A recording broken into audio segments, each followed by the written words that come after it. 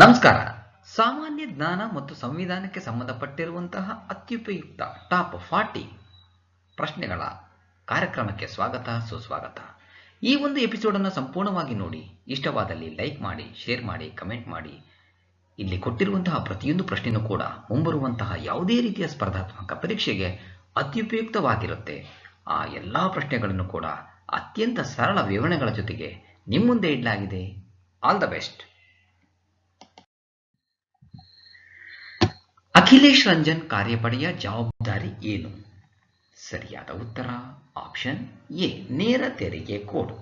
ಆದಾಯ ತೆರಿಗೆ ಕಾಯ್ದೆ 1961 ಪರಿಶೀಲಿಸಲು ಮತ್ತು ದೇಶದ ಆರ್ಥಿಕ ಅಗತ್ಯಗಳಿಗೆ ಅನುಗುಣವಾಗಿ ಹೊಸ ನೇರ ತೆರಿಗೆ ಕಾನೂನನ್ನು ರೂಪಿಸಲು 2017 ನವೆಂಬರ್ನಲ್ಲಿ ಭಾರತ ಸರ್ಕಾರವು ಕಾರ್ಯಪಡೆ ರಚಿಸಿತು. ಸಿಬಿಡಿಟಿಯ ಅಂದಿನ ಸದಸ್ಯ ಅಖಿಲೇಶ್ ರಂಜನ್ ಅವರನ್ನು ಕಾರ್ಯಪಡೆಯ ಕನ್ವೀನರ್ ಆಗಿ ಸರ್ಕಾರ ನೇಮಿಸಿದೆ. ವರದಿ ಸರ್ಕಾರದ ಬಳಿ ಇದ್ದರೂ ಇನ್ನೂ ಸಾರ್ವಜನಿಕವಾಗಿ ಪ್ರಕಟಗೊಂಡಿಲ್ಲ. So A is the right answer. E Kuber ಎಂದರೇನು? ಸರಿಯಾದ ಉತ್ತರ ಆಪ್ಷನ್ ಎ, ಆರ್ಬಿಐನ ಕೋರ್ ಬ್ಯಾಂಕಿಂಗ್ ಪರಿಹಾರ ವೇದಿಕೆ. ಇ ಕುಬೇರ್ ಎಂಬುದು ಆರ್ಬಿಐನ ಪ್ರಮುಖ ಬ್ಯಾಂಕಿಂಗ್ ಪರಿಹಾರವಾಗಿದ್ದು, ಇದು ವಾಣಿಜ್ಯ ಬ್ಯಾಂಕುಗಳು ಮತ್ತು ಇತರ ಸಂಸ್ಥೆಗಳಿಗೆ ಆರ್ಬಿಐನ ಚಾಲ್ತಿ ಖಾತೆಗೆ ಹೆಚ್ಚಿನ ಮಟ್ಟದ ಪ್ರವೇಶವನ್ನು ನೀಡುತ್ತದೆ. ಸರ್ಕಾರಿ ಭದ್ರತೆಗಳ ಹರಾಜಿನಂತಹ ಹಲವಾರು ಹಣಕಾಸು ತೊಡಗಿಸಿಕೊಳ್ಳುವಿಕೆಯನ್ನು ಈ ಕುಬೇರ್ ವ್ಯವಸ್ಥೆಯ ಮೂಲಕ ಮಾಡಲಾಗುತ್ತದೆ. So option A is the right answer. ಈ ಕೆಳಗಿನ ಹೇಳಿಕೆಗಳನ್ನು ಪರಿಗಣಿಸಿ. 1. ಕೇಂದ್ರ ಸರ್ಕಾರವು ದಿನಾಂಕದ ಭದ್ರತೆ ಅಂದರೆ ಡೇಟೆಡ್ ಸೆಕ್ಯೂರಿಟೀಸ್ಗಳನ್ನು ನೀಡಲು ಸಾಧ್ಯವಿಲ್ಲ ಮತ್ತು ರಾಜ್ಯ ಸರ್ಕಾರಗಳು ಖಜಾನೆಗಳನ್ನು ಟ್ರೆಜರಿ ಬಿಲ್ಸ್ಗಳನ್ನು ನೀಡಲು ಸಾಧ್ಯವಿಲ್ಲ. 2. ರಾಜ್ಯ ಅಭಿವೃದ್ಧಿ ಸಾಲಗಳು ಅಂದರೆ ಸ್ಟೇಟ್ ಡೆವಲಪ್ಮೆಂಟ್ ಲೋನ್ಸ್ ಮಾರುಕಟ್ಟೆಯಿಂದ ಸಾಲವನ್ನು ಸಂಗ್ರಹಿಸಲು ರಾಜ್ಯ ಸರ್ಕಾರಗಳು ನೀಡುವ ದಿನಾಂಕದ ಭದ್ರತೆಗಳಾಗಿವೆ. ಮೇಲೆ ನೀಡಿರುವ ಹೇಳಿಕೆಗಳಲ್ಲಿ ಯಾವುದು ಸರಿಯಾಗಿದೆ? ಸರಿಯಾದ ಉತ್ತರ ಆಪ್ಷನ್ 2, 2 ಮಾತ್ರ. ಹೇಳಿಕೆ 1 ತಪ್ಪಾಗಿದೆ. ಸರ್ಕಾರಿ ಭದ್ರತೆ ಗವರ್ಮೆಂಟ್ ಸೆಕ್ಯೂರಿಟಿ ಎನ್ನುವುದು ಕೇಂದ್ರ ಸರ್ಕಾರ ಅಥವಾ ರಾಜ್ಯ ಸರ್ಕಾರಗಳು ನೀಡುವ ಮಾರಾಟ ಮಾಡಬಲ್ಲ ಸಾಧನವಾಗಿದೆ. ಇದು ಸರ್ಕಾರದ ಸಾಲ ಬಾಧ್ಯತೆಯನ್ನು ಒಪ್ಪಿಕೊಳ್ಳುತ್ತದೆ. So B is the right answer. ಭಾರತದಲ್ಲಿನ ರಿಯಲ್ ಟೈಮ್ ಗ್ರಾಸ್ ಸೆಟಲ್ಮೆಂಟ್ ವ್ಯವಸ್ಥೆ the real time gross settlement RTGS ಸಿಸ್ಟಮ್ಗೆ ಸಂಬಂಧಿಸಿದಂತೆ ಈ ಕೆಳಗಿನ ಹೇಳಿಕೆಗಳನ್ನು ಪರಿಗಣಿಸಿ. 1. ಇದು ಎಲೆಕ್ಟ್ರಾನಿಕ್ ಫಂಡ್ ವರ್ಗಾವಣೆ ವ್ಯವಸ್ಥೆಯಾಗಿದ್ದು, ಇದರಲ್ಲಿ ನಿರ್ದಿಷ್ಟ ಸಮಯದವರೆಗೆ ಪಡೆದ ವಹಿವಾಟುಗಳನ್ನು ಬ್ಯಾಚ್ಗಳಲ್ಲಿ ವರ್ಗಾಯಿಸಲಾಗುತ್ತದೆ. 2. ಇದು ಬ್ಯಾಂಕುಗಳ ಕೆಲಸದ ಸಮಯದಲ್ಲಿ ಮಾತ್ರ ವಹಿವಾಟುಗಳನ್ನು ಸ್ವೀಕರಿಸಬಹುದು ಮತ್ತು ಪ್ರಕ್ರಿಯೆಗೊಳಿಸಬಹುದು. ಮೇಲೆ ನೀಡಿರುವ ಹೇಳಿಕೆಗಳಲ್ಲಿ ಯಾವುದು ಸರಿಯಾಗಿದೆ? ಸರಿಯಾದ ಉತ್ತರ ಆಪ್ಷನ್ ಡಿ, ಯಾವುದೂ ಅಲ್ಲ. ಹೇಳಿಕೆ 1 ತಪ್ಪಾಗಿದೆ. ರಿಯಲ್ ಟೈಮ್ ಗ್ರಾಸ್ ಸೆಟಲ್ಮೆಂಟ್ ಎನ್ನುವುದು ಒಂದು ವ್ಯವಸ್ಥೆಯಾಗಿದ್ದು, ಅಲ್ಲಿ ಪ್ರತ್ಯೇಕವಾಗಿ ವಹಿವಾಟಿನ ಆಧಾರದ ಮೇಲೆ ನಿಧಿ ವರ್ಗಾವಣೆಗಳ ನಿರಂತರ ಮತ್ತು ನೈಜ ಸಮಯದ ಇತ್ಯರ್ಥವಿದೆ. ಹೇಳಿಕೆ 2 ಕೂಡ ತಪ್ಪು. ಹೆಚ್ಚಿನ ಮೌಲ್ಯದ ವಹಿವಾಟುಗಳಿಗಾಗಿ real time gross settlement system ಅನ್ನು ಇತ್ತೀಚೆಗೆ ದಿನಪೂರ್ತಿಯಾಗಿ ಲಭ್ಯವಾಗುವಂತೆ ಮಾಡಲಾಗಿದ್ದು, 24/7 ವ್ಯವಸ್ಥೆಯನ್ನು ನಿರ್ವಹಿಸುವ ವಿಶ್ವದ ಕೆಲವೇ ದೇಶಗಳಲ್ಲಿ ಭಾರತವೂ ಕೂಡ ಒಂದು. So D is the right answer. ಹಣಕಾಸು ಸ್ಥಿರತೆ ಮತ್ತು ಅಭಿವೃದ್ಧಿ ಮಂಡಳಿಯ FSTC ಅಧ್ಯಕ್ಷರು ಯಾರು? ಸರಿಯಾದ ಉತ್ತರ ಆಪ್ಷನ್ ಬಿ, ಕೇಂದ್ರ ಹಣಕಾಸು ಸಚಿವರು. ಹಣಕಾಸಿನ ಸ್ಥಿರತೆಯನ್ನು ಕಾಪಾಡಿಕೊಳ್ಳುವ, ಅಂತರ್ನಿಯಂತ್ರಕ ಸಮನ್ವಯವನ್ನು ಹೆಚ್ಚಿಸುವ ಮತ್ತು ಆರ್ಥಿಕ ವಲಯದ ಅಭಿವೃದ್ಧಿಯನ್ನು ಉತ್ತೇಜಿಸುವ ಕಾರ್ಯವಿಧಾನವನ್ನು ಬಲಪಡಿಸುವ ಮತ್ತು ಸಾಂಸ್ಥಿಕಗೊಳಿಸುವ ಉದ್ದೇಶದಿಂದ ಹಣಕಾಸು ಸ್ಥಿರತೆ ಮತ್ತು ಅಭಿವೃದ್ಧಿ ಮಂಡಳಿಯನ್ನು the financial stability and development council FSTC ಸರ್ಕಾರವು 2010 ಡಿಸೆಂಬರ್ನಲ್ಲಿ ಉನ್ನತ ಮಟ್ಟದ ವೇದಿಕೆಯಾಗಿ ಸ್ಥಾಪಿಸಿತು. ಮಂಡಳಿಯ ಅಧ್ಯಕ್ಷರು ಹಣಕಾಸು ಸಚಿವರಾಗಿದ್ದಾರೆ. So B is the right answer. Reserve bank of ಇಂಡಿಯಾದ ಹೊಂದಿಕೊಳ್ಳುವ ಹಣದುಬ್ಬರ ಗುರಿ ಫ್ಲೆಕ್ಸಿಬಲ್ ಇನ್ಫ್ಲೇಷನ್ ಟಾರ್ಗೆಟಿಂಗ್ ಚೌಕಟ್ಟಿನ ಬಗ್ಗೆ ಈ ಕೆಳಗಿನ ಹೇಳಿಕೆಗಳನ್ನು ಪರಿಗಣಿಸಿ. 1. ಪ್ರತಿ 5 ವರ್ಷಗಳಿಗೊಮ್ಮೆ ಭಾರತೀಯ ಸರ್ಕಾರವು ರಿಸರ್ವ್ ಬ್ಯಾಂಕ್ನೊಂದಿಗೆ ಸಮಾಲೋಚಿಸಿ ಹಣದುಬ್ಬರ ಗುರಿಯನ್ನು ನಿಗದಿಪಡಿಸುತ್ತದೆ. 2. RBIನ ಹೊಂದಿಕೊಳ್ಳುವ ಹಣದುಬ್ಬರ ಬೆಲೆ ಸ್ಥಿರತೆಯ ಗುರಿಯು ವಿತ್ತೀಯ ನೀತಿಯ ಪ್ರಾಥಮಿಕ ಉದ್ದೇಶವಾಗಿ ಗ್ರಾಹಕ ಬೆಲೆ ಸೂಚ್ಯಂಕ ಹಣದುಬ್ಬರ ಕನ್ಸ್ಯೂಮರ್ ಪ್ರೈಸ್ ಇಂಡೆಕ್ಸ್ ಇನ್ಫ್ಲೇಷನ್ ಅನ್ನು ಪರಿಗಣಿಸುತ್ತದೆ. ಮೇಲೆ ನೀಡಿರುವ ಹೇಳಿಕೆಗಳಲ್ಲಿ ಯಾವುದು ಸರಿಯಾಗಿದೆ? ಸರಿಯಾದ ಉತ್ತರ ಆಪ್ಷನ್ ಸಿ, 1 ಮತ್ತು 2. ರಿಸರ್ವ್ ಬ್ಯಾಂಕ್ ಆಫ್ ಇಂಡಿಯಾದ ಹೊಂದಿಕೊಳ್ಳುವ ಹಣದುಬ್ಬರ ಗುರಿ ಚೌಕಟ್ಟಿನ ಬಗ್ಗೆ ಕೊಟ್ಟಿರುವಂತಹ ಈ 2 ಹೇಳಿಕೆಗಳು ಕೂಡ ಸರಿಯಾಗಿದೆ. C is the right answer. ಈ ಕೆಳಗಿನ ಯಾವ ಹೇಳಿಕೆಯು ಕೋರ್ ಹಣದುಬ್ಬರ ಅಳತೆ ಕೆಲವು ಅಸ್ಥಿರ ಮತ್ತು ಕೆಳಗಿನ ಯಾವ ಹೇಳಿಕೆಯು ಹಣದುಬ್ಬರವನ್ನು ಸರಿಯಾಗಿ ವ್ಯಾಖ್ಯಾನಿಸುತ್ತದೆ? ಸರಿಯಾದ ಉತ್ತರ ಆಪ್ಷನ್ ಎ ಅಸ್ಥಿರ ಮತ್ತು ಮಧ್ಯಂತರ ಬೆಲೆ ಬದಲಾವಣೆಗಳನ್ನು ಹೊರತುಪಡಿಸಿ ಹಣದುಬ್ಬರ ಅಳತೆ. ಕೋರ್ ಹಣದುಬ್ಬರವು ಹಣದುಬ್ಬರದ ಅಳತೆಯಾಗಿದ್ದು ಇದು ಮಧ್ಯಂತರ ಬೆಲೆ ಬದಲಾವಣೆಗಳನ್ನು ಹೊರತುಪಡಿಸುತ್ತದೆ. ಆಹಾರ ಮತ್ತು ಇಂಧನದಂತಹ ಕೆಲವು ಸರಕುಗಳಂತಹ ಅಸ್ಥಿರ ಅಥವಾ ತಾತ್ಕಾಲಿಕ ಬೆಲೆ ಚಂಚಲತೆಯನ್ನು ಹೊರತುಪಡಿಸುತ್ತದೆ. So A is the right answer. ಭಾರತದಲ್ಲಿ ನೈರ್ಮಲ್ಯ ರೇಟಿಂಗ್, ಹೈಜೀನ್ ರೇಟಿಂಗ್ ಬಗ್ಗೆ ಈ ಕೆಳಗಿನ ಹೇಳಿಕೆಗಳನ್ನು ಪರಿಗಣಿಸಿ. 1. ಇದು ಗ್ರಾಹಕರಿಗೆ ನೇರವಾಗಿ ಆವರಣದಲ್ಲಿ ಅಥವಾ ಹೊರಗೆ ಆಹಾರವನ್ನು ಪೂರೈಸುವ ಆಹಾರ ವ್ಯವಹಾರಗಳಿಗೆ ನೀಡುವ ಪ್ರಮಾಣೀಕರಣ ವ್ಯವಸ್ಥೆಯಾಗಿದೆ. 2. 4-5 ನೈರ್ಮಲ್ಯದ ರೇಟಿಂಗ್ ಮತ್ತು ಸ್ವಯಂ ಪ್ರೇರಿತ ಪರಿಸ್ಥಿತಿಗಳಿಗೆ ಅನುಸಾರವಾಗಿರುವ ಆಹಾರ ವ್ಯಾಪಾರ ಮಾಲೀಕರನ್ನು ಫುಡ್ ಬಿಸಿನೆಸ್ ಓನರ್ಸ್ ಸೇವಿಸಲು ಸರಿಯಾದ ಸ್ಥಳ ಎಂದು ರೇಟ್ ಮಾಡಲಾಗಿದೆ. ಮೇಲೆ ನೀಡಿರುವ ಹೇಳಿಕೆಗಳಲ್ಲಿ ಯಾವುದು ಸರಿಯಾಗಿದೆ? ಸರಿಯಾದ ಉತ್ತರ ಆಪ್ಷನ್ ಸಿ 1 ಮತ್ತು 2. ಭಾರತದಲ್ಲಿ ನೈರ್ಮಲ್ಯ ರೇಟಿಂಗ್ ಬಗ್ಗೆ ಕೊಟ್ಟಿರುವಂತಹ ಎರಡೂ ಹೇಳಿಕೆಗಳು ಕೂಡ ಸರಿ. C is the right answer. Reserve bank of ಇಂಡಿಯಾದ ದ್ರವ್ಯತೆ ಹೊಂದಾಣಿಕೆ ಸೌಲಭ್ಯ ಲಿಕ್ವಿಡಿಟಿ ಅಡ್ಜಸ್ಟ್ಮೆಂಟ್ ಫೆಸಿಲಿಟಿ LAFಗೆ ಸಂಬಂಧಿಸಿದಂತೆ ಈ ಕೆಳಗಿನ ಯಾವ ಹೇಳಿಕೆಗಳು ಸರಿಯಾಗಿವೆ? LAFನ ಕಾರ್ಯಾಚರಣೆಗಳನ್ನು ಮರು ಖರೀದಿ ಒಪ್ಪಂದಗಳ ಮೂಲಕ ನಡೆಸಲಾಗುತ್ತದೆ. ರೆಪೋಗಳು ಮತ್ತು ರಿವರ್ಸ್ ರೆಪೋಗಳು. 2. RBIನ LAF ಸೌಲಭ್ಯ ಪಡೆಯಲು ಪ್ರಾದೇಶಿಕ ಗ್ರಾಮೀಣ ಬ್ಯಾಂಕುಗಳನ್ನು ಅರ್ಹರನ್ನಾಗಿ ಮಾಡಲಾಗಿದೆ. ಕೆಳಗೆ ನೀಡಿರುವ ಕೋಡ್ ಬಳಸಿ ಸರಿಯಾದ ಉತ್ತರವನ್ನು ಆಯ್ಕೆ ಮಾಡಿ. ಸರಿಯಾದ ಉತ್ತರ ಆಪ್ಷನ್ ಸಿ 1 ಮತ್ತು 2. ರಿಸರ್ವ್ ಬ್ಯಾಂಕ್ ಆಫ್ ಇಂಡಿಯಾದ ದ್ರವ್ಯತೆ ಹೊಂದಾಣಿಕೆ ಸೌಲಭ್ಯ ಲಿಕ್ವಿಡಿಟಿ ಅಡ್ಜಸ್ಟ್ಮೆಂಟ್ ಫೆಸಿಲಿಟಿಗೆ ಸಂಬಂಧಿಸಿದಂತೆ ಕೊಟ್ಟಿರುವಂತಹ ಎರಡು ಹೇಳಿಕೆಗಳು ಕೂಡ ಸರಿ. ಯೋಗಾಸನಕ್ಕೆ ಸಂಬಂಧಿಸಿದಂತೆ ಕೆಳಗಿನ ಹೇಳಿಕೆಗಳನ್ನು ಪರಿಗಣಿಸಿ. 1. ಅಂತಾರಾಷ್ಟ್ರೀಯ ಒಲಿಂಪಿಕ್ ಸಮಿತಿ ಇದನ್ನು ಸ್ಪರ್ಧಾತ್ಮಕ ಕ್ರೀಡೆ ಎಂದು ಗುರುತಿಸಿದೆ. 2. ಖೇಲೋ ಇಂಡಿಯಾ ಕಾರ್ಯಕ್ರಮವು 2017ರಿಂದ ಯೋಗಾಸನ ಸ್ಪರ್ಧೆಯನ್ನು ಆಯೋಜಿಸುತ್ತಿದೆ. ಮೇಲೆ ನೀಡಿರುವ ಹೇಳಿಕೆಗಳಲ್ಲಿ ಯಾವುದು ಸರಿಯಾಗಿದೆ? ಸರಿಯಾದ ಉತ್ತರ ಆಪ್ಷನ್ ಡಿ ಯಾವುದೂ ಅಲ್ಲ. ಎರಡೂ ಹೇಳಿಕೆಗಳು ಕೂಡ ತಪ್ಪಾಗಿದೆ. ಆಯುಷ್ ಸಚಿವಾಲಯ ಮತ್ತು ಯುವ ವ್ಯವಹಾರ ಮತ್ತು ಕ್ರೀಡಾ ಸಚಿವಾಲಯವು ಇತ್ತೀಚೆಗೆ ಯೋಗಾಸನವನ್ನು ಸ್ಪರ್ಧಾತ್ಮಕ ಕ್ರೀಡೆ ಎಂದು ಮಾನ್ಯವಾಗಿ ಘೋಷಿಸಿತು. ಖೇಲೋ ಇಂಡಿಯಾದಲ್ಲಿ ಮತ್ತು ಯೂನಿವರ್ಸಿಟಿ ಕ್ರೀಡಾಕೂಟದಲ್ಲಿ ಯೋಗಾಸನವನ್ನು ಕ್ರೀಡಾ ವಿಭಾಗವಾಗಿ ಸೇರಿಸಲು ಯೋಜಿಸಲಾಗಿದೆ ಮತ್ತು ನಾವು ಅದನ್ನು ರಾಷ್ಟ್ರೀಯ ಕ್ರೀಡಾಕೂಟದಲ್ಲಿ ಪ್ರಸ್ತಾಪ ಮಾಡುತ್ತೇವೆ ಎಂದು ಕ್ರೀಡಾ ಸಚಿವರು ಹೇಳಿದ್ದಾರೆ. So D is the right answer. ರಸ್ತೆ ಸಾರಿಗೆ ಮತ್ತು ಹೆದ್ದಾರಿ ಸಚಿವಾಲಯವು ಸಾರ್ವಜನಿಕರಿಂದ ಪ್ರತಿಕ್ರಿಯೆಗಳನ್ನು ಪಡೆಯುತ್ತಿರುವ E20 ಇಂಧನ ಎಂದರೇನು? ಸರಿಯಾದ ಉತ್ತರ ಆಪ್ಷನ್ ಎ ಗ್ಯಾಸೋಲಿನ್ನೊಂದಿಗೆ ಎಥೆನಾಲ್ನ ಮಿಶ್ರಣ. ರಸ್ತೆ ಸಾರಿಗೆ ಮತ್ತು ಹೆದ್ದಾರಿ ಸಚಿವಾಲಯವು E20 ಇಂಧನವನ್ನು ಅಳವಡಿಸಿಕೊಳ್ಳಲು ಸಾರ್ವಜನಿಕರಿಂದ ಪ್ರತಿಕ್ರಿಯೆಗಳನ್ನು ಪಡೆಯುತ್ತಿದೆ. ಇದರಲ್ಲಿ 20% ಎಥನಾಲ್ ಅನ್ನು ಗ್ಯಾಸೋಲಿನ್ನೊಂದಿಗೆ ಬೆರೆಸಿ ವಾಹನ ಇಂಧನವಾಗಿ ಮತ್ತು ಈ ಇಂಧನಕ್ಕಾಗಿ ಸಾಮೂಹಿಕ ಹೊರಸೂಸುವಿಕೆಯ ಮಾನದಂಡಗಳನ್ನು ಅಳವಡಿಸಿಕೊಳ್ಳಲಾಗುತ್ತದೆ. ಅಧಿಸೂಚನೆಯು E20 ಕಂಪ್ಲೈಂಟ್ ವಾಹನಗಳ ಅಭಿವೃದ್ಧಿಗೆ ಅನುಕೂಲವಾಗಿದೆ. So A is the right answer. Angel ಹೂಡಿಕೆದಾರರಿಗೆ ಸಂಬಂಧಿಸಿದಂತೆ ಈ ಕೆಳಗಿನ ಹೇಳಿಕೆಗಳನ್ನು ಪರಿಗಣಿಸಿ. 1. ಏಂಜಲ್ ಹೂಡಿಕೆದಾರರು ಹೆಚ್ಚಿನ ನಿವ್ವಳ ಮೌಲ್ಯದ ವ್ಯಕ್ತಿಗಳು. ಅವರು ಸಾಮಾನ್ಯವಾಗಿ ಆಸ್ತಿ ಪುನರ್ರಚನೆಗಾಗಿ ವಿಫಲ ಸಂಸ್ಥೆಗಳನ್ನು ಮರಳಿ ಖರೀದಿಸುತ್ತಾರೆ. 2. ಏಂಜಲ್ ಹೂಡಿಕೆದಾರರು ಒದಗಿಸುವ ಹಣವು ವ್ಯವಹಾರವನ್ನು ಮುಂದೂಡಲು ಸಹಾಯ ಮಾಡಲು ಒಂದು ಬಾರಿ ಹೂಡಿಕೆಯಾಗಿರಬಹುದು ಅಥವಾ ಕಂಪನಿಯನ್ನು ಬೆಂಬಲಿಸಲು ಮತ್ತು ಸಾಗಿಸಲು ಹಣದ ಹೂಡಿಕೆಯಾಗಿರಬಹುದು. ಮೇಲಿನ ಯಾವ ಹೇಳಿಕೆಗಳು ಸರಿಯಾಗಿದೆ? ಸರಿಯಾದ ಉತ್ತರ ಆಪ್ಷನ್ ಬಿ 2 ಮಾತ್ರ. ಏಂಜಲ್ ಹೂಡಿಕೆದಾರ, ಖಾಸಗಿ ಹೂಡಿಕೆದಾರ, ಆರಂಭಿಕ ಹೂಡಿಕೆದಾರ ಅಥವಾ ಏಂಜಲ್ ಫಂಡರ್ ಎಂದು ಕರೆಯುತ್ತಾರೆ. ಇವರು ಸಣ್ಣ ಆರಂಭಿಕ ಅಥವಾ ಉದ್ಯಮಿಗಳಿಗೆ ಸಾಮಾನ್ಯವಾಗಿ ಕಂಪನಿಯ ಮಾಲೀಕತ್ವದ ಈಕ್ವಿಟಿಗೆ ಬದಲಾಗಿ ಹಣಕಾಸಿನ ಬೆಂಬಲವನ್ನು ಒದಗಿಸುವ ಉನ್ನತ ನಿವ್ವಳ ಮೌಲ್ಯದ ವ್ಯಕ್ತಿ. ಆಗಾಗ್ಗೆ ಉದ್ಯಮಿಯ ಕುಟುಂಬ ಮತ್ತು ಸ್ನೇಹಿತರಲ್ಲಿ ಏಂಜಲ್ ಹೂಡಿಕೆದಾರರು ಕಂಡುಬರುತ್ತಾರೆ. So B is the right answer.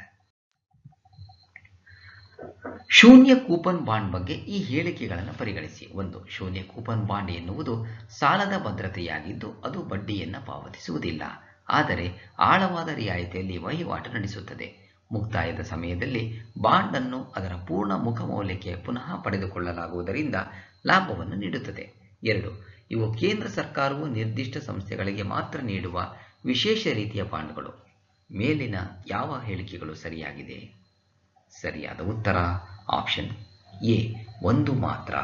So ಶೂನ್ಯ ಕೂಪನ್ ಬಾಂಡ್ಗೆ ಕೊಟ್ಟಿರುವಂತಹ 2 ಹೇಳಿಕೆಗಳಲ್ಲಿ ಮೊದಲ ಹೇಳಿಕೆ ಮಾತ್ರ ಸರಿಯಾಗಿದೆ.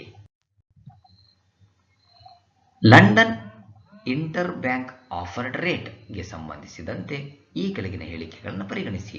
London interbank offered rate LIBOR 2000 ಮಾನದಂಡದ ಬಡ್ಡಿದರವಾಗಿದ್ದು, ಈ ದರದಲ್ಲಿ ಪ್ರಮುಖ ಜಾಗತಿಕ ಬ್ಯಾಂಕುಗಳು ಅಂತಾರಾಷ್ಟ್ರೀಯ ಇಂಟರ್ ಬ್ಯಾಂಕ್ ಮಾರುಕಟ್ಟೆಯಲ್ಲಿ ಅಲ್ಪಾವಧಿಯ ಸಾಲಗಳಿಗೆ ಸಾಲವನ್ನು ನೀಡುತ್ತವೆ.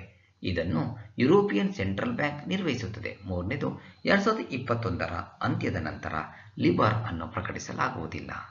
ಹಾಗಾದರೆ ಕೊಟ್ಟಿರುವಂತಹ ಹೇಳಿಕೆಗಳಲ್ಲಿ ಯಾವುದು ಸರಿಯಾಗಿದೆ? ಸರಿಯಾದ ಉತ್ತರ ಆಪ್ಷನ್ ಸಿ, 1 ಮತ್ತು 3. ಲಂಡನ್ ಇಂಟರ್ ಬ್ಯಾಂಕ್ ಆಫರ್ಡ್ ರೇಟ್ಗೆ ಸಂಬಂಧಿಸಿದಂತೆ 3 ಹೇಳಿಕೆಗಳಲ್ಲಿ 1 ಮತ್ತು 3ನೇ ಹೇಳಿಕೆಗಳು ಮಾತ್ರ ಸರಿಯಾಗಿವೆ. ದತ್ತಾಂಶ ಪ್ರಸರಣವನ್ನು ಸುರಕ್ಷಿತಗೊಳಿಸಲು ಕೆಳಗಿನ ಯಾವ ಸೇವೆಗಳು ಸಾಮಾನ್ಯವಾಗಿ ಗೂಢ ಲಿಪೀಕರಣವನ್ನು ಬಳಸುತ್ತವೆ? ಎನ್ಕ್ರಿಪ್ಷನ್. 1 ಪಾವತಿ ಗೇಟ್ವೇಗಳು, 2 ಸಂದೇಶ ಸೇವೆ, 3 ವೈರ್ಲೆಸ್ ಮೈಕ್ರೋಫೋನ್ ಮತ್ತು ಬ್ಲೂಟೂತ್ ಸಾಧನಗಳು, 4 ಬ್ಯಾಂಕ್ ಸ್ವಯಂಚಾಲಿತ ಟೆಲ್ಲರ್ ಯಂತ್ರಗಳು. ಸರಿಯಾದ ಉತ್ತರ ಆಪ್ಷನ್ ಡಿ, 1, 2, 3, 4. ಎನ್ಕ್ರಿಪ್ಷನ್ ಸೇವೆಯನ್ನು ಈ 4 ಕೂಡ ಬಳಸುತ್ತೆ. ಎನ್ಕ್ರಿಪ್ಷನ್ ಎನ್ನುವುದು ಸಂದೇಶಗಳನ್ನು ಅಥವಾ ಮಾಹಿತಿಯನ್ನು ಎನ್ಕೋಡಿಂಗ್ ಮಾಡುವ ಪ್ರಕ್ರಿಯೆಯಾಗಿದೆ. WhatsApp, Viber, Google chat, Yahoo ಮೆಸೆಂಜರ್ನಂತಹ ಎಲ್ಲ ಮೆಸೇಜಿಂಗ್ ಸೇವೆಗಳು ಎನ್ಕ್ರಿಪ್ಟ್ ಮಾಡಿದ ಸೇವೆಗಳನ್ನು ಬಳಸುತ್ತವೆ. So option D is the right answer. ವಿಶ್ವಸಂಸ್ಥೆಯ ಅಭಿವೃದ್ಧಿ ಕಾರ್ಯಕ್ರಮ United Nations development programme UNDP ಡಿಸೆಂಬರ್ನಲ್ಲಿ ಬಿಡುಗಡೆ ಮಾಡಿದ ಮಾನವ ಅಭಿವೃದ್ಧಿ ಸೂಚ್ಯಂಕದ ಪ್ರಕಾರ ಭಾರತ ಎಷ್ಟನೆಯ ಸ್ಥಾನದಲ್ಲಿದೆ? ಸರಿಯಾದ ಉತ್ತರ ಆಪ್ಷನ್ ಎ, 131ನೇ ಸ್ಥಾನದಲ್ಲಿದೆ. ಭಾರತ ಇತ್ತೀಚೆಗೆ ಬಿಡುಗಡೆಯಾದ ಮಾನವ ಅಭಿವೃದ್ಧಿ ಸೂಚ್ಯಂಕದಲ್ಲಿ 131ನೇ ಸ್ಥಾನದಲ್ಲಿ ಗುರುತಿಸಲ್ಪಟ್ಟಿದೆ. 2020ನೇ ಸಾಲಿನ ಸೂಚ್ಯಂಕಕ್ಕಾಗಿ 189 ದೇಶಗಳನ್ನು ಆಯ್ದುಕೊಳ್ಳಲಾಗಿತ್ತು. ದೇಶದ ಆರೋಗ್ಯ, ಶಿಕ್ಷಣ ಮತ್ತು ಜೀವನ ಗುಣಮಟ್ಟಗಳನ್ನು ಮಾನವ ಅಭಿವೃದ್ಧಿ ಸೂಚ್ಯಂಕ ಸೂಚಿಸುತ್ತದೆ. ಮಾನವ ಅಭಿವೃದ್ಧಿ ಸೂಚ್ಯಂಕದಲ್ಲಿ ನಾರ್ವೆ ಮೊದಲ ಸ್ಥಾನದಲ್ಲಿ, ಐರ್ಲೆಂಡ್, ಸ್ವಿಟ್ಜರ್ಲ್ಯಾಂಡ್ಗಳು ಕ್ರಮವಾಗಿ 2 ಮತ್ತು 3ನೇ ಸ್ಥಾನದಲ್ಲಿ ಗುರುತಿಸಲ್ಪಟ್ಟಿವೆ. ಭಾರತ 2018ರಲ್ಲಿ 129ನೇ ಸ್ಥಾನದಲ್ಲಿತ್ತು. ಇದೀಗ 2 ಸ್ಥಾನಗಳ ಕುಸಿತ ಕಂಡಿದೆ.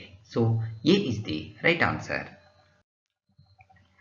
ಯಾವ ರಾಜ್ಯ ಸರ್ಕಾರ ಡಿಸೆಂಬರ್ನಲ್ಲಿ ಸರ್ಕಾರದ ವತಿಯಿಂದ ನಡೆಸಲಾಗುತ್ತಿರುವ ಮದರಸಾ ಮತ್ತು ಸಂಸ್ಕೃತ ಶಾಲೆಗಳನ್ನು ಮುಚ್ಚುವ ನಿರ್ಣಯ ಕೈಗೊಂಡಿತು? ಸರಿಯಾದ ಉತ್ತರ ಆಪ್ಷನ್ ಎ, ಅಸ್ಸಾಂ. ಸರ್ಕಾರದ ವತಿಯಿಂದ ರಾಜ್ಯದಲ್ಲಿ ನಡೆಸಲಾಗುತ್ತಿರುವ ಮದರಸಾ ಮತ್ತು ಸಂಸ್ಕೃತ ಶಾಲೆಗಳನ್ನು ಮುಚ್ಚುವ ನಿರ್ಣಯವನ್ನು ಅಸ್ಸಾಂ ಸರ್ಕಾರ ಡಿಸೆಂಬರ್ನಲ್ಲಿ ಕೈಗೊಂಡಿತು. ಮುಖ್ಯಮಂತ್ರಿ ಸರ್ಬಾನಂದ ಸೋನೋವಾಲ್ ಅಧ್ಯಕ್ಷತೆಯಲ್ಲಿ ನಡೆದ ಕ್ಯಾಬಿನೆಟ್ ಸಭೆಯಲ್ಲಿ ಈ ನಿರ್ಣಯ ಕೈಗೊಳ್ಳಲಾಯಿತು. So A is the right answer. ಯಾವ ರಾಜ್ಯ ಸರ್ಕಾರ ಡಿಸೆಂಬರ್ನಲ್ಲಿ ಜಾತಿ ಸೂಚಕ ಸ್ಥಳಗಳ ಹೆಸರುಗಳನ್ನು ಕೈಬಿಟ್ಟು ಗ್ರಾಮ ಮತ್ತು ಪಟ್ಟಣಗಳಿಗೆ ಸ್ವಾತಂತ್ರ್ಯ ಯೋಧರು ಮತ್ತು ಸಮಾಜ ಸುಧಾರಕರ ಹೆಸರುಗಳನ್ನಿಡಲು ನಿರ್ಣಯ ಅಂಗೀಕರಿಸಿತು? ಸೊ ಸರಿಯಾದ ಉತ್ತರ ಆಪ್ಷನ್ ಡಿ, ಮಹಾರಾಷ್ಟ್ರ. ಮಹಾರಾಷ್ಟ್ರ ಸರ್ಕಾರ ಜಾತಿ ಸೂಚಕ ಸ್ಥಳಗಳ ಹೆಸರುಗಳನ್ನು ಕೈಬಿಟ್ಟು ಇವುಗಳ ಬದಲಿಗೆ ಗ್ರಾಮ, ಕಾಲೋನಿ, ಪಟ್ಟಣಗಳಿಗೆ ಸ್ವಾತಂತ್ರ್ಯ ಯೋಧರು, ಸಮಾಜ ಸುಧಾರಕರು ಮತ್ತು ತತ್ವಜ್ಞಾನಿಗಳ ಹೆಸರುಗಳನ್ನು ಇಡಲು ಡಿಸೆಂಬರ್ನಲ್ಲಿ ಮಹತ್ವದ ನಿರ್ಣಯ ಅಂಗೀಕರಿಸಿತು. ಮಹಾರ್ವಾಡ, ಮಂಗವಾಡ, ಬ್ರಾಹ್ಮಣವಾಡ, ಮಾಲಿಗಲ್ಲಿ ಇವೇ ಮುಂತಾದ ಜಾತಿ ಸೂಚಕ ಸ್ಥಳಗಳು ಇನ್ನು ಮುಂದೆ ಇವು ಮರುನಾಮಕರಣಗೊಳ್ಳಲಿವೆ. So option D is the right answer. ವಿಧಿ ವಿರುದ್ಧ ಧರ್ಮಾಂತರನ್ ಬಿಲ್ 2020 ಯಾವ ರಾಜ್ಯ ಸರ್ಕಾರ ಜಾರಿಗೆ ತಂದಿದೆ? ಸರಿಯಾದ ಉತ್ತರ ಆಪ್ಷನ್ ಡಿ, ಉತ್ತರ ಪ್ರದೇಶ. ಉತ್ತರ ಪ್ರದೇಶ ಸರ್ಕಾರ ನವೆಂಬರ್ನಲ್ಲಿ ಬಲವಂತದ ಮತಾಂತರವನ್ನು ನಿಷೇಧಿಸುವ ವಿಧಿ ವಿರುದ್ಧ ಧರ್ಮಾಂತರನ್ ಕಾಯ್ದೆ 2020 ಜಾರಿಗೆ ತಂದಿತು. ಇದರನ್ವಯ ಮದುವೆ ಉದ್ದೇಶಕ್ಕಾಗಿಯೂ ವ್ಯಕ್ತಿಯೊಬ್ಬರನ್ನು ಇನ್ನೊಂದು ಧರ್ಮಕ್ಕೆ ಬಲವಂತದಿಂದ ಮತಾಂತರ ಮಾಡುವಂತಿಲ್ಲ. ಬಲವಂತದ ಮತಾಂತರ ಜಾಮೀನು ಇಲ್ಲದ ಅಪರಾಧವಾಗಿದ್ದು, ಬಲವಂತದ ಮತಾಂತರ ಮಾಡುವ ವ್ಯಕ್ತಿಗೆ ಗರಿಷ್ಠ 10 ವರ್ಷಗಳ ಶಿಕ್ಷೆ ನೀಡುವ ಅವಕಾಶ ಇದೆ. So option D is the right answer. ಈ ಕೆಳಗಿನವುಗಳಲ್ಲಿ ಯಾವುದು ಮಾಹಿತಿ ಹಕ್ಕು ಕಾಯ್ದೆ 2005ರ ಅಡಿಯಲ್ಲಿ ಮಾಹಿತಿಯನ್ನು ಬಹಿರಂಗಪಡಿಸುವುದರಿಂದ ವಿನಾಯಿತಿ ನೀಡುತ್ತದೆ? 1. ವಿಶ್ವಾಸದಿಂದ ವಿದೇಶಿ ಸರ್ಕಾರದಿಂದ ಪಡೆದ ಮಾಹಿತಿ. 2. ವ್ಯಾಪಾರ ರಹಸ್ಯಗಳು ಅಥವಾ ಬೌದ್ಧಿಕ ಆಸ್ತಿ. 3. ಯಾವುದೇ ಸಾರ್ವಜನಿಕ ಚಟುವಟಿಕೆ ಅಥವಾ ಆಸಕ್ತಿಯೊಂದಿಗೆ ಯಾವುದೇ ಸಂಬಂಧವನ್ನು ಹೊಂದಿರದ ವೈಯಕ್ತಿಕ ಮಾಹಿತಿ. ಈ ಕೆಳಗೆ ನೀಡಿರುವ ಕೋಡ್ ಬಳಸಿ ಸರಿಯಾದ ಉತ್ತರವನ್ನು ಆಯ್ಕೆ ಮಾಡಿ. ಸರಿಯಾದ ಉತ್ತರ ಆಪ್ಷನ್ ಡಿ, ಮೇಲಿನ ಎಲ್ಲ. ಮಾಹಿತಿ ಹಕ್ಕು ಕಾಯ್ದೆ 2005ರ ಅಡಿಯಲ್ಲಿ ಮಾಹಿತಿಯನ್ನು ಬಹಿರಂಗಪಡಿಸುವುದರಿಂದ ಈ 3 ಹೇಳಿಕೆಗಳು ಕೂಡ ಸರಿಯಾಗಿದೆ. So T is the right answer. ವಿಕಲಚೇತನರ ಹಕ್ಕುಗಳ ಕಾಯ್ದೆ 2016ರ ಕುರಿತು ಈ ಕೆಳಗಿನ ಹೇಳಿಕೆಗಳನ್ನು ಪರಿಗಣಿಸಿ. 1. 6 ರಿಂದ 18 ವರ್ಷದೊಳಗಿನ ಮಾನದಂಡದ ಅಂಗವೈಕಲ್ಯ ಬೆಂಚ್ಮಾರ್ಕ್ ಡಿಸಬಿಲಿಟಿ ಹೊಂದಿರುವ ಪ್ರತಿ ಮಗುವಿಗೆ ಉಚಿತ ಶಿಕ್ಷಣದ ಹಕ್ಕಿದೆ. 2. ಬೌದ್ಧಿಕ ಕಾರ್ಯವೈಖರಿ ಮತ್ತು ಹೊಂದಾಣಿಕೆಯ ನಡವಳಿಕೆಯಲ್ಲಿನ ಸಮಸ್ಯೆಯನ್ನು ಬೌದ್ಧಿಕ ಅಂಗವೈಕಲ್ಯದ ಭಾಗವಾಗಿ ಈ ಕಾಯ್ದೆ ಗುರುತಿಸುತ್ತದೆ. ಮೇಲೆ ನೀಡಿರುವ ಹೇಳಿಕೆಗಳಲ್ಲಿ ಯಾವುದು ಸರಿಯಾಗಿದೆ? ಸರಿಯಾದ ಉತ್ತರ ಆಪ್ಷನ್ ಸಿ 1 ಮತ್ತು 2. ವಿಕಲಚೇತನರ ಹಕ್ಕುಗಳ ಕಾಯ್ದೆ ಕುರಿತು ಕೊಟ್ಟಿರುವಂತಹ 2 ಹೇಳಿಕೆಗಳು ಕೂಡ ಸರಿ. 1971ರ ನ್ಯಾಯಾಂಗ ನಿಂದನಾ ಕಾಯ್ದೆಗೆ ಸಂಬಂಧಿಸಿದಂತೆ ಈ ಕೆಳಗಿನ ಹೇಳಿಕೆಗಳನ್ನು ಪರಿಗಣಿಸಿ. 1. ಅಧೀನ ನ್ಯಾಯಾಲಯಗಳ ನಿಂದನೆಗಾಗಿ ಹೈಕೋರ್ಟ್ಗೆ ಶಿಕ್ಷೆ ವಿಧಿಸಲು ಈ ಕಾಯ್ದೆ ಅವಕಾಶ ನೀಡುತ್ತದೆ. 2. ಕ್ರಿಮಿನಲ್ ನಿಂದನೆ ಪ್ರಕರಣವನ್ನು ಪ್ರಾರಂಭಿಸಲು ಅಟಾರ್ನಿ ಅಥವಾ ಸಾಲಿಸಿಟರ್ ಜನರಲ್ ಅವರ ಒಪ್ಪಿಗೆಯನ್ನು ಕಡ್ಡಾಯಗೊಳಿಸುತ್ತದೆ. ಮೇಲೆ ನೀಡಿರುವ ಹೇಳಿಕೆಗಳಲ್ಲಿ ಯಾವುದು ಸರಿಯಾಗಿದೆ? ಸರಿಯಾದ ಉತ್ತರ ಆಪ್ಷನ್ ಸಿ 1 ಮತ್ತು 2 ಎರಡೂ ಕೂಡ ಸರಿ. C is the right answer. ಧಾರ್ಮಿಕ ಸ್ವಾತಂತ್ರ್ಯದ ಬಗ್ಗೆ ಹೇಳಿಕೆಗಳನ್ನು ಪರಿಗಣಿಸಿ. 1. ಎಲ್ಲಾ ವ್ಯಕ್ತಿಗಳು ಸ್ವಾತಂತ್ರ್ಯಕ್ಕೆ ಸಮಾನವಾಗಿ ಆತ್ಮಸಾಕ್ಷಿಯ ಅರ್ಹರಾಗಿದ್ದಾರೆ ಮತ್ತು ಮುಕ್ತವಾಗಿ ಪ್ರಚಾರ ಮಾಡಲು ಹೊಂದಿದ್ದಾರೆ. 2.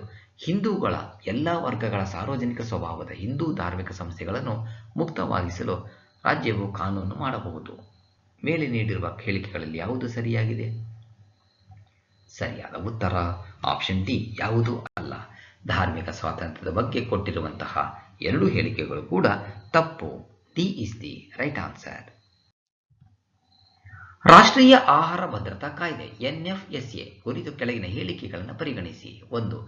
ಈ ಕಾಯ್ದೆಯ ಅನುಷ್ಠಾನದ ಮೇಲ್ವಿಚಾರಣೆ ಮತ್ತು ಪರಿಶೀಲನೆಗಾಗಿ ರಾಜ್ಯ ಆಹಾರ ಆಯೋಗಗಳ ಸ್ಥಾಪನೆಗೆ ಇದು ಅವಕಾಶ ನೀಡುತ್ತದೆ. 2 ಅಥವಾ ಹೆಚ್ಚಿನ ರಾಜ್ಯಗಳು ಕೇಂದ್ರ ಸರ್ಕಾರದ ಅನುಮೋದನೆಯೊಂದಿಗೆ ರಾಜ್ಯ ಆಹಾರ ಆಯೋಗವನ್ನು ಹೊಂದಿರಬಹುದು. ಮೇಲೆ ನೀಡಿರುವ ಹೇಳಿಕೆಗಳಲ್ಲಿ ಯಾವುದು ಸರಿಯಾಗಿದೆ? ಸರಿಯಾದ ಉತ್ತರ ಆಪ್ಷನ್ ಸಿ 1 ಮತ್ತು 2. ರಾಷ್ಟ್ರೀಯ ಆಹಾರ ಭದ್ರತಾ ಕಾಯ್ದೆಯ ಕುರಿತು ಕೊಟ್ಟಿರುವಂತಹ 2 ಹೇಳಿಕೆಗಳು ಕೂಡ ಸರಿ. ಈ ಕೆಳಗಿನ ಯಾವ ಸಂಸ್ಥೆ ನಗರ ಆಡಳಿತ ಸೂಚ್ಯಂಕ 2020 ಬಿಡುಗಡೆ ಮಾಡಿದೆ? ಸರಿಯಾದ ಉತ್ತರ ಆಪ್ಷನ್ ಡಿ ಪ್ರಜಾ ಫೌಂಡೇಶನ್ ಏಜೆನ್ಸಿ. ನಗರ ಆಡಳಿತ ಸೂಚ್ಯಂಕ 2020 ಇತ್ತೀಚೆಗೆ ಪ್ರಜಾ ಫೌಂಡೇಶನ್ ಲಾಭರಹಿತ ಪ್ರತಿಷ್ಠಾನ ಬಿಡುಗಡೆ ಮಾಡಿದೆ. ನಗರ ಆಡಳಿತ ಸೂಚ್ಯಂಕ 2020ರ ಅಧ್ಯಯನವು 28 ರಾಜ್ಯಗಳ 40 ನಗರಗಳಲ್ಲಿ ಮತ್ತು ದೆಹಲಿಯ NCTಯಲ್ಲಿ 3 ವರ್ಷಗಳನ್ನು ವ್ಯಾಪಿಸಿದೆ. ಅಂದರೆ 2017ರಿಂದ 2020. So D is the right answer. ಈ ಕೆಳಗಿನ ಹೇಳಿಕೆಗಳನ್ನು ಪರಿಗಣಿಸಿ. 1. ದಾದಿಯರು, ಶುಶ್ರೂಷಕಿಯರು ಮತ್ತು ಆರೋಗ್ಯ ಸಂದರ್ಶಕರಿಗೆ ಏಕರೂಪದ ಗುಣಮಟ್ಟದ ತರಬೇತಿಯನ್ನು ಸ್ಥಾಪಿಸುವ ಜವಾಬ್ದಾರಿ ರಾಷ್ಟ್ರೀಯ ವೈದ್ಯಕೀಯ ಆಯೋಗದ ಮೇಲಿದೆ. 2. ಸಂವಿಧಾನದ ಅಡಿಯಲ್ಲಿ 7ನೇ ಪರಿಚ್ಛೇದದ ಸಂಯುಕ್ತ ಪಟ್ಟಿಯಲ್ಲಿ ತಾಂತ್ರಿಕ ಮತ್ತು ವೈದ್ಯಕೀಯ ಶಿಕ್ಷಣ ಸೇರಿದಂತೆ ಶಿಕ್ಷಣ ಪಟ್ಟಿ ಮಾಡಲಾಗಿದೆ. ಮೇಲೆ ನೀಡಿರುವ ಹೇಳಿಕೆಗಳಲ್ಲಿ ಯಾವುದು ಸರಿಯಾಗಿದೆ? ಸರಿಯಾದ ಉತ್ತರ ಆಪ್ಷನ್ ಬಿ 2 ಮಾತ್ರ. ಅಂದರೆ ಹೇಳಿಕೆ 1 ತಪ್ಪಾಗಿದೆ. ಭಾರತೀಯ ನರ್ಸಿಂಗ್ ಕೌನ್ಸಿಲ್ ಭಾರತ ಸರ್ಕಾರದ ಅಡಿಯಲ್ಲಿ ಸ್ವಾಯತ್ತ ಸಂಸ್ಥೆಯಾಗಿದೆ. ದಾದಿಯರು, ಶುಶ್ರೂಷಕಿಯರು ಮತ್ತು ಆರೋಗ್ಯ ಸಂದರ್ಶಕರಿಗೆ ಏಕರೂಪದ ಗುಣಮಟ್ಟದ ತರಬೇತಿಯನ್ನು ಸ್ಥಾಪಿಸುವ ಸಲುವಾಗಿ ಸಂಸತ್ತಿನ ಭಾರತೀಯ ನರ್ಸಿಂಗ್ ಕೌನ್ಸಿಲ್ ಕಾಯ್ದೆ 1947ರ ಸೆಕ್ಷನ್ 3 ಉಪವಿಧಿ 1ರ ಅಡಿಯಲ್ಲಿ ಆರೋಗ್ಯ ಮತ್ತು ಕುಟುಂಬ ಕಲ್ಯಾಣ ಸಚಿವಾಲಯವನ್ನು ರಚಿಸಲಾಯಿತು. So B is the right answer. ಗ್ರಾಹಕ ಸಂರಕ್ಷಣಾ ಕಾಯ್ದೆ 2019ರ ಅಡಿಯಲ್ಲಿ ಈ ಕೆಳಗಿನವುಗಳಲ್ಲಿ ಯಾವುದು ಸೇವೆ ವ್ಯಾಖ್ಯಾನದಲ್ಲಿ ಸ್ಪಷ್ಟವಾಗಿ ಸೇರಿಸಲ್ಪಟ್ಟಿದೆ? 1. ಟೆಲಿಕಾಂ, 2. ಬ್ಯಾಂಕಿಂಗ್, 3. ಸಾರಿಗೆ. ಸರಿಯಾದ ಉತ್ತರ ಆಪ್ಷನ್ ಡಿ ಮೇಲಿನ ಎಲ್ಲ. ಸೊ ಸೇವೆ ವ್ಯಾಖ್ಯಾನದಲ್ಲಿ ಈ 3 ಕೂಡ ಸೇರಿದೆ. D is the right answer. ಸಂಸದೀಯ ಕಾರ್ಯವಿಧಾನಕ್ಕೆ ಸಂಬಂಧಿಸಿದಂತೆ ಈ ಕೆಳಗಿನ ಹೇಳಿಕೆಗಳನ್ನು ಪರಿಗಣಿಸಿ. 1. ಸ್ಥಾಯಿ ಸಮಿತಿಗಳು ಕಾರ್ಯವಿಧಾನದ ನಿಯಮಗಳ ಅನುಸಾರವಾಗಿ ಕಾಲಕಾಲಕ್ಕೆ ರಚಿಸಲಾದ ಶಾಶ್ವತ ಮತ್ತು ನಿಯಮಿತ ಸಮಿತಿಗಳಾಗಿವೆ. 2. ಒಂದು ನಿರ್ದಿಷ್ಟ ಉದ್ದೇಶಕ್ಕಾಗಿ ತಾತ್ಕಾಲಿಕ ಸಮಿತಿಗಳನ್ನು ನೇಮಿಸಲಾಗುತ್ತದೆ ಮತ್ತು ಅವುಗಳಿಗೆ ನಿಯೋಜಿಸಲಾದ ಕಾರ್ಯವನ್ನು ಮುಗಿಸಿ ವರದಿಯನ್ನು ಸಲ್ಲಿಸಿದ ನಂತರ ಅವುಗಳನ್ನು ವಿಸರ್ಜಿಸಲಾಗುತ್ತದೆ. ಮೇಲೆ ನೀಡಿರುವ ಹೇಳಿಕೆಗಳಲ್ಲಿ ಯಾವುದು ಸರಿಯಾಗಿದೆ? ಸರಿಯಾದ ಉತ್ತರ ಆಪ್ಷನ್ ಸಿ 1 ಮತ್ತು 2. ಎರಡೂ ಕೂಡ ಸರಿ. ಸಂಸದೀಯ ಕಾರ್ಯವಿಧಾನಕ್ಕೆ ಸಂಬಂಧಿಸಿದಂತೆ ಕೊಟ್ಟಿರುವಂತಹ ಎರಡು ಹೇಳಿಕೆಗಳು ಕೂಡ ಸರಿಯಾಗಿದೆ. ಕಾನೂನು ಸೇವೆಗಳ ಪ್ರಾಧಿಕಾರ ಕಾಯ್ದೆ 1987ರ ಅಡಿಯಲ್ಲಿ ಈ ಕೆಳಗಿನ ಯಾವ ವರ್ಗವು ಉಚಿತ ಕಾನೂನು ನೆರವು ಪಡೆಯಲು ಅರ್ಹವಾಗಿದೆ? 1. ಪರಿಶಿಷ್ಟ ಜಾತಿ ಅಥವಾ ಪರಿಶಿಷ್ಟ ಪಂಗಡದ ಸದಸ್ಯ. 2. ಮಾನವ ಕಳ್ಳಸಾಗಣೆಗೆ ಬಲಿಯಾದವರು. 3. ಮಾನಸಿಕ ಅಸ್ವಸ್ಥ ಅಥವಾ ಅಶಕ್ತ ವ್ಯಕ್ತಿ. ಹಾಗಾದರೆ ಕೊಟ್ಟಿರುವಂತಹ ಉತ್ತರ ಆಪ್ಷನ್ ಸರಿಯಾದ ಉತ್ತರ ಆಪ್ಷನ್ ಡಿ. ಮೇಲಿನ ಎಲ್ಲ ಉಚಿತ ಕಾನೂನು ನೆರವು ಪಡೆಯಲು ಈ ಮೂರೂ ವರ್ಗದವರು ಕೂಡ ಅರ್ಹರಾಗಿದ್ದಾರೆ. D is the right answer. ಈ ಕೆಳಗಿನ ಹೇಳಿಕೆಗಳನ್ನು ಪರಿಗಣಿಸಿ. 1. ಪ್ರತಿಭಟಿಸುವ ಹಕ್ಕನ್ನು ಭಾರತದ ಸಂವಿಧಾನದ ಅಡಿಯಲ್ಲಿ ಮೂಲಭೂತ ಹಕ್ಕು ಎಂದು ಸ್ಪಷ್ಟವಾಗಿ ಖಾತರಿಪಡಿಸಲಾಗಿದೆ. 2. ಸಾರ್ವಜನಿಕ ಸುವ್ಯವಸ್ಥೆಯ ಹಿತದೃಷ್ಟಿಯಿಂದ ಶಾಂತಿಯುತವಾಗಿ ಗುಂಪುಗೂಡುವ ಮೂಲಭೂತ ಹಕ್ಕನ್ನು ಚಲಾಯಿಸಲು ಸಮಂಜಸವಾದ ನಿರ್ಬಂಧಗಳೊಂದಿಗೆ ಕಾನೂನುಗಳನ್ನು ರಾಜ್ಯವು ಮಾಡಬಹುದು. ಮೇಲೆ ನೀಡಿರುವ ಹೇಳಿಕೆಗಳಲ್ಲಿ ಯಾವುದು ಸರಿಯಾಗಿದೆ? ಸರಿಯಾದ ಉತ್ತರ ಆಪ್ಷನ್ ಬಿ 2 ಮಾತ್ರ. ಹೇಳಿಕೆ 1 ತಪ್ಪು. ಪ್ರತಿಭಟಿಸುವ ಹಕ್ಕನ್ನು ಸಂವಿಧಾನದ ಅಡಿಯಲ್ಲಿ ಸ್ಪಷ್ಟವಾಗಿ ಉಲ್ಲೇಖಿಸಲಾಗಿಲ್ಲ. ಇದನ್ನು ಮುಕ್ತ ವಾಕ್ ಮತ್ತು ಅಭಿವ್ಯಕ್ತಿ free speech and expression 19 ಉಪವಿಧಿ 1A ಹಕ್ಕು ಮತ್ತು ಶಸ್ತ್ರಾಸ್ತ್ರಗಳಿಲ್ಲದೆ ಶಾಂತಿಯುತವಾಗಿ ಗುಂಪುಗೂಡುವ 19(1) ಉಪವಿಧಿ ಬಿ ಹಕ್ಕಿನಿಂದ ಪಡೆಯಲಾಗಿದೆ. So option B is the right answer. ಈ ಕೆಳಗಿನ ಹೇಳಿಕೆಗಳನ್ನು ಪರಿಗಣಿಸಿ. 1. ಭಾರತೀಯ ಆಡಳಿತ ಸೇವೆ ಮತ್ತು ಭಾರತೀಯ ಪೊಲೀಸ್ ಸೇವೆಯನ್ನು ಸಂವಿಧಾನದ ಅಡಿಯಲ್ಲಿ ಸಂಸತ್ತು ರಚಿಸಿದ ಸೇವೆಗಳೆಂದು ಪರಿಗಣಿಸಲಾಗಿದೆ. 2. ನಾಗರಿಕ ಸೇವೆಯ ಸದಸ್ಯರನ್ನು ಅವರು ನೇಮಕ ಮಾಡಿದ ಅಧೀನ ಪ್ರಾಧಿಕಾರದಿಂದ ವಜಾಗೊಳಿಸಲು ಅಥವಾ ತೆಗೆದುಹಾಕಲು ಸಾಧ್ಯವಿಲ್ಲ. ಮೇಲೆ ನೀಡಿರುವ ಹೇಳಿಕೆಗಳಲ್ಲಿ ಯಾವುದು ಸರಿಯಾಗಿದೆ? ಸರಿಯಾದ ಉತ್ತರ ಆಪ್ಷನ್ ಸಿ 1 ಮತ್ತು 2 ಎರಡೂ ಕೂಡ ಸರಿ. C is the right answer. ಅಂತಾರಾಷ್ಟ್ರೀಯ ನ್ಯಾಯಾಲಯ ಇಂಟರ್ನ್ಯಾಷನಲ್ ಕೋರ್ಟ್ ಆಫ್ ಜಸ್ಟಿಸ್ಗೆ ಸಂಬಂಧಿಸಿದಂತೆ ಈ ಕೆಳಗಿನ ದಿ ಹೇಗ್ನ ಪೀಸ್ ಪ್ಯಾಲೇಸ್ನಲ್ಲಿ ಹೇಳಿಕೆಗಳನ್ನು ಪರಿಗಣಿಸಿ. ಅಂತಾರಾಷ್ಟ್ರೀಯ ನ್ಯಾಯಾಲಯವು ಸಂಸ್ಥೆಯ ಪ್ರಮುಖ ನ್ಯಾಯಾಂಗ ಪ್ರಿನ್ಸಿಪಲ್ ಜುಡಿಷಿಯಲ್ ಆರ್ಗನ್ ಆಗಿದೆ ಮತ್ತು ಇದನ್ನು ವಿಶ್ವಸಂಸ್ಥೆಯ ಚಾರ್ಟರ್ ಯುನೈಟೆಡ್ ನೇಷನ್ ಚಾರ್ಟರ್ ಮೂಲಕ ಸ್ಥಾಪಿಸಲಾಗಿದೆ. 2. ಇದು ಇತ್ಯರ್ಥಕ್ಕಾಗಿ ಸಲ್ಲಿಸಿದ ರಾಜ್ಯಗಳ ನಡುವಿನ ಕಾನೂನು ವಿವಾದವನ್ನು ಬಗೆಹರಿಸುತ್ತದೆ ಮತ್ತು ವ್ಯಕ್ತಿಗಳು ಮತ್ತು ಸರ್ಕಾರೇತರ ಸಂಸ್ಥೆಗಳ ಅರ್ಜಿಗಳನ್ನು ಸಲ್ಲಿಸಬಹುದು. 3. ಇದು ಅಧಿಕೃತ ವಿಶ್ವಸಂಸ್ಥೆಯ ಅಂಗಸಂಸ್ಥೆಗಳು ಮತ್ತು ವಿಶೇಷ ಏಜೆನ್ಸಿಗಳಿಂದ ಸಲ್ಲಿಸಲ್ಪಟ್ಟ ಕಾನೂನು ವಿಷಯಗಳ ಬಗ್ಗೆ ಸಲಹಾ ಅಭಿಪ್ರಾಯವನ್ನು ಸೂಚಿಸುತ್ತದೆ. ಮೇಲಿನ ಯಾವ ಹೇಳಿಕೆಗಳು ಸರಿಯಾಗಿದೆ? ಸರಿಯಾದ ಉತ್ತರ ಆಪ್ಷನ್ ಎ 1 ಮತ್ತು 3. ಸೊ 1 ಮತ್ತು 3 ಮಾತ್ರ ಸರಿಯಾಗಿದೆ. A is the right answer. Permanent court of ಆರ್ಬಿಟ್ರೇಷನ್ಗೆ ಸಂಬಂಧಿಸಿದಂತೆ ಈ ಕೆಳಗಿನ ಹೇಳಿಕೆಗಳನ್ನು ಪರಿಗಣಿಸಿ. 1. ಪರ್ಮನೆಂಟ್ ಕೋರ್ಟ್ ಆಫ್ ಆರ್ಬಿಟ್ರೇಷನ್ ಎನ್ನುವುದು ಒಂದು ಅಂತರ್ ಸರ್ಕಾರಿ ಸಂಸ್ಥೆಯಾಗಿದ್ದು ಅದು ಸದಸ್ಯ ರಾಷ್ಟ್ರಗಳು, ಅಂತಾರಾಷ್ಟ್ರೀಯ ಸಂಸ್ಥೆಗಳು ಅಥವಾ ಖಾಸಗಿ ಪಕ್ಷಗಳ ನಡುವಿನ ಅಂತಾರಾಷ್ಟ್ರೀಯ ಒಪ್ಪಂದಗಳಿಂದ ಉಂಟಾಗುವ ವಿವಾದಗಳನ್ನು ಪರಿಹರಿಸುತ್ತದೆ. 2. ಮಾನವ ಹಕ್ಕುಗಳ ಸಮಸ್ಯೆಗಳು ವಿಶ್ವಸಂಸ್ಥೆಯ ಮಾನವ ವಿಶೇಷ ವ್ಯಾಪ್ತಿಯಾಗಿದೆ. ಆದ್ದರಿಂದ PCA ಮಾನವ ಹಕ್ಕುಗಳ ವಿಷಯಗಳಲ್ಲಿ ಭಾಗಿಯಾಗುವುದಿಲ್ಲ. 3. ಪರ್ಮನೆಂಟ್ ಕೋರ್ಟ್ ಆಫ್ ಆರ್ಬಿಟ್ರೇಷನ್ ವಿಶ್ವಸಂಸ್ಥೆಯ ಅಧಿಕೃತ ಹಕ್ಕುಗಳ ಆಯೋಗದ ವೀಕ್ಷಕ ಅಫಿಷಿಯಲ್ ಯುನೈಟೆಡ್ ನೇಷನ್ಸ್ ಅಬ್ಸರ್ವರ್. ಮೇಲಿನ ಯಾವ ಹೇಳಿಕೆಗಳು ಸರಿಯಾಗಿದೆ? ಸರಿಯಾದ ಉತ್ತರ ಆಪ್ಷನ್ ಸಿ 1 ಮತ್ತು 3. ಅಂದರೆ ಎರಡನೇ ಹೇಳಿಕೆ ತಪ್ಪು, 1 ಮತ್ತು 3ನೇದು ಸರಿ. ಈ ಕೆಳಗಿನ ಹೇಳಿಕೆಗಳನ್ನು ಪರಿಗಣಿಸಿ. 1. ರಾಷ್ಟ್ರೀಯ ಬೇಹುಗಾರಿಕಾ grid NATGRID national intelligence grid ಗುಪ್ತಚರ ಮತ್ತು ತನಿಖಾ ಸಂಸ್ಥೆಗಳ ನಡುವಿನ ಕೊಂಡಿಯಾಗಿ ಕಾರ್ಯನಿರ್ವಹಿಸುತ್ತದೆ. 2. ರಾಷ್ಟ್ರೀಯ ಅಪರಾಧ ದಾಖಲೆಗಳ bureau national crime records bureau NCRB FIR ಮತ್ತು ಕದ್ದ ವಾಹನಗಳ ಬಗ್ಗೆ ಆನ್ಲೈನ್ ಡೇಟಾಬೇಸ್ ಅನ್ನು ನಿರ್ವಹಿಸುತ್ತದೆ. 3.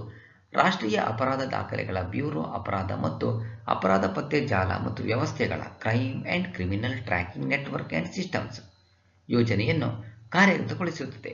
ಮೇಲಿನ ಯಾವ ಹೇಳಿಕೆಗಳು ಸರಿಯಾಗಿದೆ? ಸರಿಯಾದ ಉತ್ತರ ಆಪ್ಷನ್ ಡಿ ಮೇಲಿನ ಎಲ್ಲ. So D is the right answer. ಭಾರತೀಯ ಸ್ಟೇಟ್ ಬ್ಯಾಂಕಿಗೆ ಮೊದಲಿದ್ದ ಹೆಸರು ಏನು? ಸರಿಯಾದ ಉತ್ತರ option B imperial bank of India. ಭಾರತೀಯ ಸ್ಟೇಟ್ ಬ್ಯಾಂಕ್ ಸ್ಥಾಪನೆಯಾದ ವರ್ಷ ಜುಲೈ 1955. ಅದಕ್ಕೂ ಮೊದಲು ಇಂಪೀರಿಯಲ್ ಬ್ಯಾಂಕ್ ಆಫ್ ಇಂಡಿಯಾ ಎಂಬ ಹೆಸರಿನಲ್ಲಿತ್ತು. ಮುಂಬೈ, ಚೆನ್ನೈ ಮತ್ತು ಕೋಲ್ಕತ್ತಾದಲ್ಲಿದ್ದ 3 ಪ್ರೆಸಿಡೆನ್ಸಿ ಬ್ಯಾಂಕ್ಗಳನ್ನು ಒಗ್ಗೂಡಿಸಿ 1921ರಲ್ಲಿ ಇಂಪೀರಿಯಲ್ ಬ್ಯಾಂಕ್ ಅನ್ನು ರಚಿಸಲಾಗಿತ್ತು. So B is the right answer. Bank of Baroda ಸ್ಥಾಪನೆಯಾದ ವರ್ಷ. ಸರಿಯಾದ ಉತ್ತರ ಆಪ್ಷನ್ ಎ 1908. 1907ರಲ್ಲಿ ಇಂಡಿಯನ್ ಬ್ಯಾಂಕ್, 1911ರಲ್ಲಿ ಸೆಂಟ್ರಲ್ ಬ್ಯಾಂಕ್ ಆಫ್ ಇಂಡಿಯಾ ಹಾಗೂ 1724ರಲ್ಲಿ ಗವರ್ಮೆಂಟ್ ಬ್ಯಾಂಕ್ ಆಫ್ ಬಾಂಬೆ ಸ್ಥಾಪನೆಯಾಗಿತ್ತು. So A is the right answer. ಜೀತ ಪದ್ಧತಿಯ ನಿರ್ಮೂಲನಕ್ಕಾಗಿ 1976ರಲ್ಲಿ ಜಾರಿಗೊಳಿಸಲಾದ ಶಾಸನ ಯಾವುದು? ಸರಿಯಾದ ಉತ್ತರ ಆಪ್ಷನ್ ಡಿ ಜೀತ ವಿಮುಕ್ತಿ ಶಾಸನ. ಜೀತ ಪದ್ಧತಿಯ ನಿರ್ಮೂಲನಕ್ಕಾಗಿ 1976ರಲ್ಲಿ ಜೀತ ವಿಮುಕ್ತಿ ಶಾಸನವನ್ನು ಜಾರಿಗೊಳಿಸಲಾಗಿತ್ತು. D is the right answer.